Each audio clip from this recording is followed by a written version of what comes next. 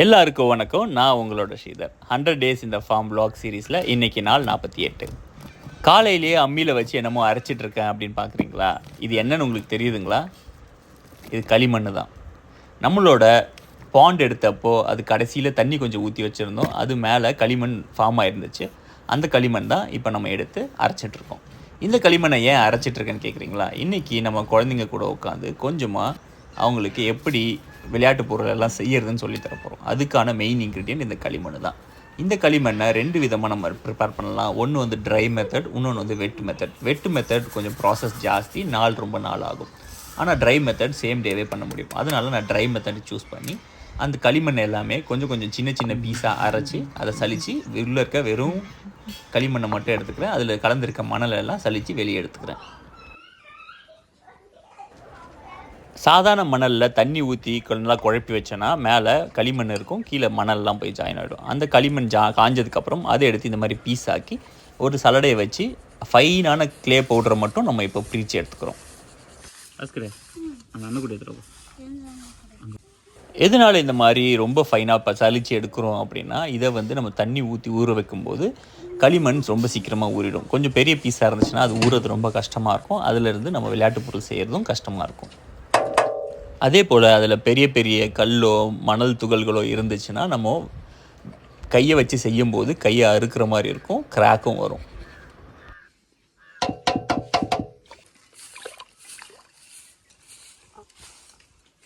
மணலை பொறுத்த வரைக்கும் ஒவ்வொரு ஏரியாவுக்குமே அது மாறுபடும். அதனால் ஒரு இடத்துலேருந்து எடுத்த மண்ணிலேருந்து நமக்கு இந்த மாதிரி களிமண் பொம்மைகளை செய்யலாம். ஒரு சில இடத்துலேருந்து எடுக்கிற களிமண்லேருந்து கிராக்ஸ் நிறைய வரும். அதனால் நம்ம கவனமாக பார்த்து டெஸ்ட் பண்ணிவிட்டு அதுக்கப்புறமா அதிலேருந்து நம்ம விளையாட்டு பொருட்களை செய்யணும்.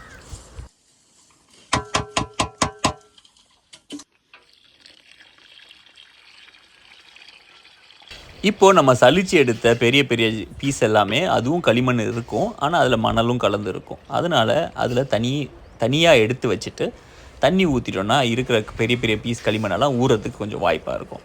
இந்த மாதிரி எடுத்து இதை ஊற வச்சு மறுபடியும் இதை வந்து ஃபில்ட்ரு பண்ணணும். ஈரமாயிட்டதுக்கப்புறம் ஃபில்ட்ரு பண்ணுறது ரொம்ப கஷ்டமாக இருக்கும். அதனால் ரொம்ப தண்ணி ஊற்றி தான் அதை ஃபில்ட்ரு பண்ணி அதுக்கப்புறம் மறுபடியும் அதை காய வச்சு எடுத்து ப்ராசஸ் பண்ணுற மாதிரி இருக்கும். இதுதான் வெட்டான மெத்தடு. இது கொஞ்சம் ப்ராசஸ் ஜாஸ்தி இருந்தாலும் அவ்வளோ களிமண் வேஸ்ட்டாக போகுதுன்றதுக்காக அந்த ப்ராசஸ்க்காக தனியாக எடுத்து வச்சுட்டேன். அதை வந்து இன்னும் ஒரு வாரம் கழித்து நம்ம ப்ராசஸ் பண்ணிக்கலாம். இப்போது இன்றைக்கான வீடியோவுக்கு நம்ம ட்ரை மெத்தட் ஃபாலோ பண்ண போகிறோம்.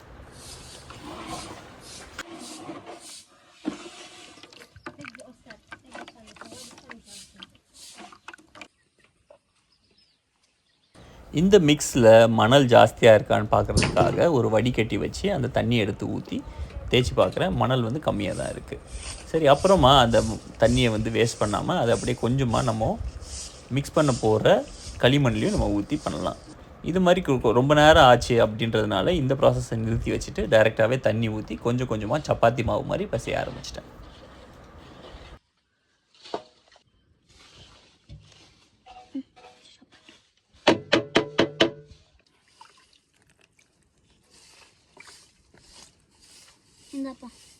களிமண்ணில் வேலை செய்யும்போது பொறுமை ரொம்பவே அவசியம். பொறுமையாக நம்ம செஞ்சோன்னா களிமண் ரொம்ப அழகாக மாறி நம்ம அதில் விளையாட்டு பொருட்கள் செய்யக்கூடிய அளவுக்கு அது அழகாக மாறி வர்றது கண் கூட பார்க்க முடியும். களிமண்ணில் கொஞ்சமாக தண்ணி ஊற்றி தான் பசையணும். ஒரே அடியாக நிறைய தண்ணி ஊற்றிடக்கூடாது. ஏன்னா ரொம்ப தண்ணி ஆயிடுச்சுன்னா அதுக்கப்புறம் அதை வச்சு எந்த விளையாட்டு பொருளும் பண்ண முடியாது. அது காயிற வரைக்கும் வெயிட் பண்ண வேண்டியதாக போயிடும். அதனால் பொறுமையாக கொஞ்சமாக தண்ணி ஊற்றி சப்பாத்தி மாவு மேலே கொஞ்சமாக பசைஞ்சிட்டே வரும். ஆரம்பத்தில் பிசுன்னு இருக்கும் களிமண். அதுக்கப்புறம் போக நம்ம கையிலேயே ஒட்டாத அளவுக்கு அழகாக அதுக்குள்ளேயே ஒட்டிக்கிட்டு வரும். களிமண்ணை பிசையும் போது நல்லா டைட்டாக பிசையணும். அதுக்குள்ளே ஏர் கேவிட்டி எதுவுமே இருக்கக்கூடாது. அந்த மாதிரி இருந்துச்சுன்னா நம்ம விளையாட்டு சாமான் செய்யும்போது ஈஸியாக கிராக் விழுந்துடும்.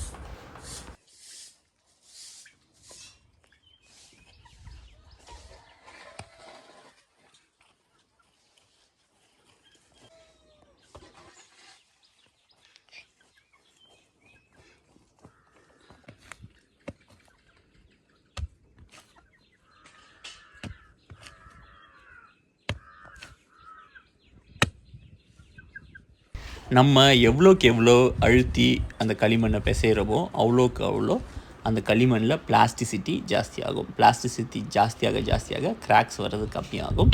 அதனால் டைம் ஸ்பெண்ட் பண்ணி களிமண்ணை போட்டு அழுத்தி அழுத்தி பசிச்சுட்டே இருக்கணும்.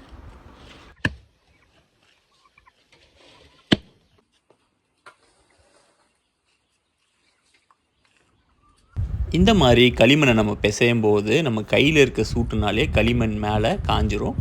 அப்பப்போ கொஞ்சம் லைட்டாக கையை நினச்சிட்டு அதுக்கப்புறமா களிமண்ணை நல்லா பிசைஞ்சிக்கணும்.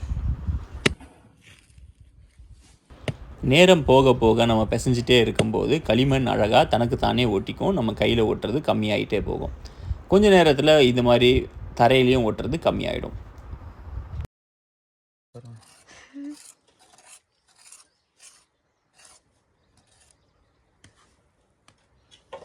இந்த மாதிரி களிமண் பிசையும் போது தண்ணி ரொம்ப கம்மியாக இருக்கணும். அதை மட்டும் நல்லா ஞாபகம் வச்சுக்கோங்க. தண்ணி எவ்வளோ கம்மியாக இருக்கோ அவ்வளோக்கு நல்லா டைட்டாக அழகாக வரும். இல்லை தண்ணி ஜாஸ்தியாக இருந்துச்சுன்னா நம்ம கையில் தான் ஜாஸ்தியாக ஒட்டும்.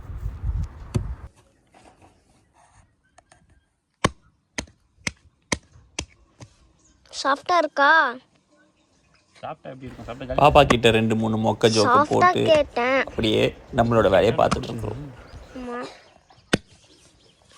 ஒன்ஸ் களிமண்ணை நம்ம பசிஞ்சு எடுத்ததுக்கப்புறம் நம்ம கைகளை நல்லாவே க்ளீன் பண்ணி எடுத்துக்கணும். ஏன்னா கையில் மண் ஜாஸ்தியாக இருந்துச்சுன்னா நம்ம செய்ய போகிற பொருளில் நம்ம கை ஒட்டிக்கிட்டே இருக்கும். அந்த ஒரு ரீசனுக்காக எந்த ஒரு பொருள் செய்யறதுக்கு முன்னாடியும் கையை நம்ம க்ளீனாக வச்சுக்கணும். மண் நல்லா பிசைஞ்சு ரெடி ஆகிடுச்சின்னு எப்போ தெரியும்னா, இந்த மாதிரி கட் பண்ணி பார்க்கும்போது நடுவில் ஏர் பபிள்ஸ் தெரியக்கூடாது.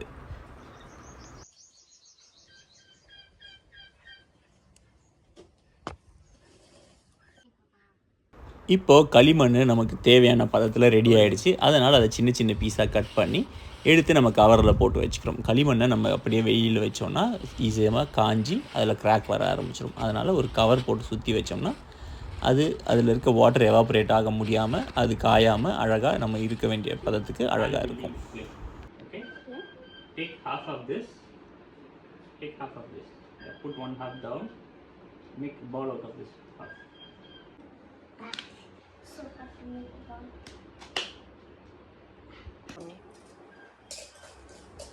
Okay, don't put any extra water. Everywhere it has to be even. One place you press so much, it will be like kakamukka. ஒரே மாதிரி அமுக்கணும். ஒரே திக்னஸ் ஒரே மாதிரி இருக்கும். எங்கே தொட்டாலும் ஒரே மாதிரி இருக்கும் திக்னஸ். ரவுண்டாக அப்படியே மாற்று. அப்படியே ரவுண்டாக மாற்று. ரொம்ப தின்னாக பண்ணக்கூடாது, கொஞ்சம் திக்காக இருக்கணும்.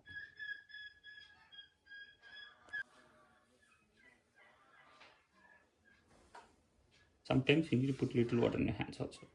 Okay. Little water. This much? Done. And then top, little by little, you make it flat. Okay. என்னடா ஏதோ சாமா செய்ய போகிறோன்னு சொல்லிட்டு ஏதோ ரவுண்டாக கொழுக்கட்டை மாதிரி பண்ணிகிட்ருக்கான்னு பார்க்குறீங்களா? கொஞ்சம் பொறுமையாக இருந்து பாருங்கள். நம்ம குழந்தைங்களுக்கு பிடிச்ச மாதிரி ஒரு மாடு ஒன்று செய்ய போகிறோம்.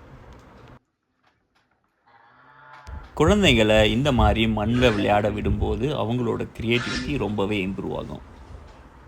அவங்களோட ஹேண்ட் ஐ கோஆர்டினேஷன் இம்ப்ரூவ் ஆகும். அதே போல் ஒரு பொருளை எப்படி சாஃப்டாக ஹேண்டில் பண்ணுறது, எப்படி ரெஸ்பான்சிபிலிட்டி எடுத்துக்கிறது, அந்த மாதிரியான விஷயங்கள் எல்லாமே இந்த சின்ன மண்ணில் விளையாடுறதுலேருந்தே கற்றுக்க முடியும். ஏன்னா மண் ரொம்ப சாஃப்டான ஒரு விஷயம். ரொம்ப ஹார்ஷாக அதை ஹேண்டில் பண்ணோன்னா அது உடஞ்சி போயிடும். அந்த மாதிரி உடஞ்சி போச்சுன்னா அதை மறுபடியும் உருவாக்கணும். அந்த மாதிரியான சின்ன சின்ன விஷயங்கள் எல்லாமே அவங்க மனசில் ஆழமாக பதிஞ்சிடும். அதனால் இது மட்டும் இல்லாமல் அவங்க வாழ்க்கையில் வேறு எல்லா விஷயத்துலையும் இந்த மாதிரியான குவாலிட்டிஸ் அவங்களுக்கு யூஸ்ஃபுல்லாக இருக்கும்.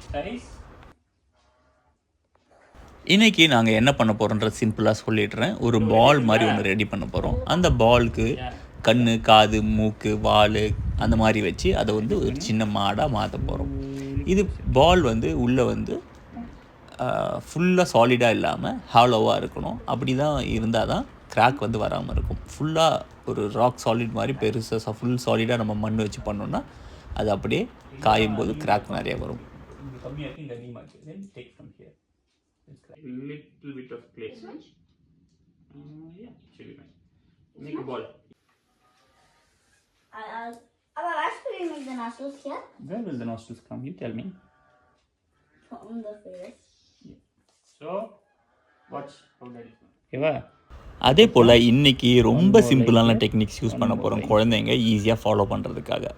அழகாக வரணும் அப்படின்றதுக்காக காம்ப்ளிகேட்டடான டெக்னிக்ஸ் எல்லாம் நம்ம குழந்தைங்கக்கிட்ட சொன்னோன்னா ஃபஸ்ட்டு எடுத்தோடனே அவங்களுக்கு வந்து அது கஷ்டமாக இருக்கும். ஒரு விஷயத்தை எடுத்து சொல்லும்போதே அது கஷ்டமாக இருந்துச்சுன்னா அது மேலே இன்ட்ரெஸ்ட் வந்து அவங்களுக்கு ரொம்ப கம்மியாகும். அதனால எந்த ஒரு புது விஷயத்தையும் குழந்தைங்களுக்கு நம்ம சொல்லும்போது அது எவ்வளோ இன்ட்ரெஸ்டிங்காகவும் எவ்வளோ ஈஸியாகவும் அவங்கக்கிட்ட கொண்டு போய் சேர்க்க முடியுமோ நம்ம சேர்க்கணும்.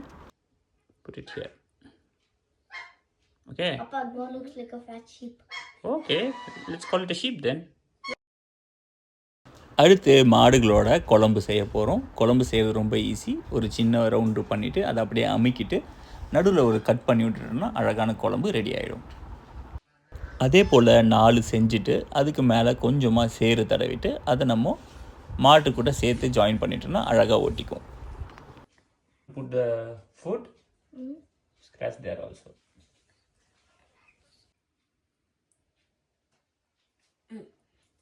This will help to stick properly.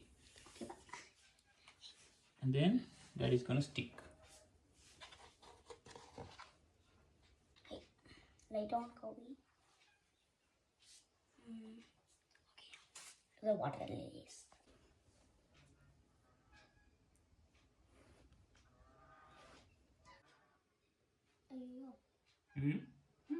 That's normal. Cow. Bull. I'm going to put horns. Okay, horns. Can you remove? Horns, same thing. So, first make a ball. Tail. Tail. So, what do we do for the tail? See. Here. And then make it twist a little bit.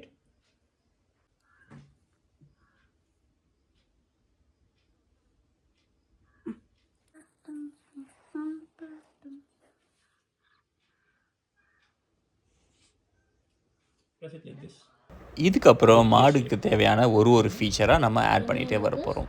காது, மூக்கு, வாய், கால், வாலுன்னு சொல்லிட்டு ஒன்று add பண்ணிகிட்டே வரலாம். உங்களோட creativity பொறுத்து தான். மூக்குநாங்கயிறு வேணுன்னா மூக்குநாங்கயிறு போட்டுக்கலாம், இல்லை சாதா கயிறு கழுத்தை சுற்றி வேணுன்னா அதையும் போட்டுக்கலாம். இந்த மாடு குண்டாக தான் இருக்கணும்னு அவசியம் கிடையாது. உங்களோட விருப்பப்படி எப்படியும் இருக்கலாம். இது ஈஸியாக குழந்தைங்க பண்ண முடியும். நீங்கள் விருப்பப்பட்டீங்கன்னா இதோட முதுகில் ஒரு ஓட்டையை போட்டு இதை உண்டியலாகவும் பயன்படுத்திக்கலாம். காசு செலவு பண்ணாமல் குழந்தைங்களை சந்தோஷப்படுத்துகிற ஐடியாவை பார்த்துருப்பீங்க. நாளைக்கு இன்னொரு வீடியோவில் பார்க்கலாம். அது வரைக்கும் பாய்.